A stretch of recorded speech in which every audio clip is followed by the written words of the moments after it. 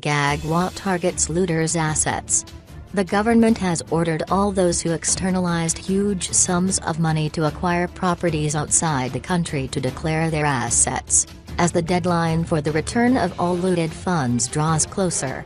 Reserve Bank of Zimbabwe, RBZ, Governor John Mangudya told Parliament yesterday that, to date, $487 million of the estimated $1.3 billion externalized funds had been returned to the government coffers.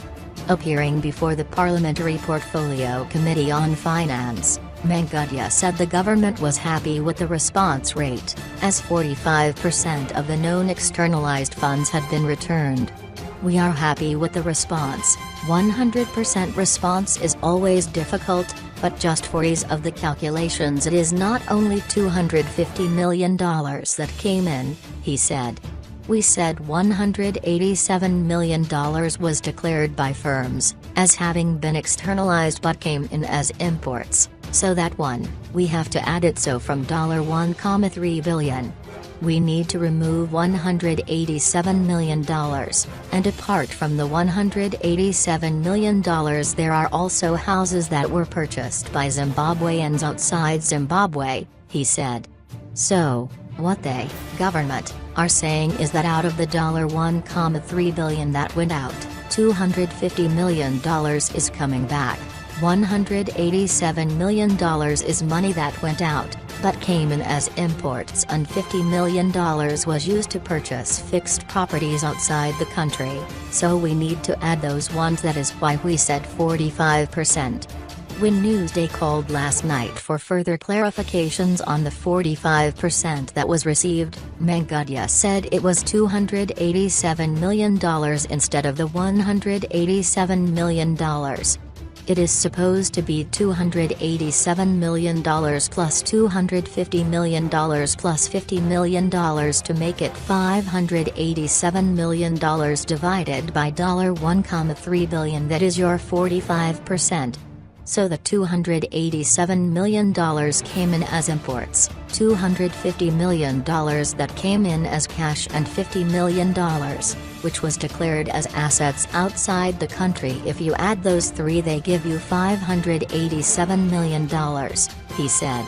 Mangudya said those who had bought properties with externalized funds would have to declare the property, but admitted that the liberalized exchange control was to blame, as it made it easy to expatriate funds. Mangudya said a document will be released on Monday, listing exporters, who exported and did not bring money back, importers, who took money and did not bring in anything into the country, and those who bought properties outside the country. "We are saying you need to declare the property. You cannot sell them overnight. You need time to unwind your business because you took advantage of the weak exchange control rules at that time, so we can't punish you," he said. Mangudya said the government has a legal leg to stand on when dealing with the externalized funds. "I have also heard people talking about the legality of this amnesty. If you export goods and do not bring money back here, it is illegal, as simple as that. If you export goods from Zimbabwe, you are exporting the Zimbabwean gross domestic product," he said. "If you took money from Zimbabwe and say you are going to import a tractor and nothing comes back here, then again that is illegal." According to some property analysts, a number of Zimbabweans purchased properties in South Africa, taking advantage of the rand's volatility at the time. The fight against externalization comes as the economy is facing serious foreign currency shortages, which have seen companies struggling to make foreign payments to suppliers of raw materials. Asked by committee member Dorcas Sibanda why he had not resigned since his bond note project has failed, the RBZ boss said the surrogate currency has been a success.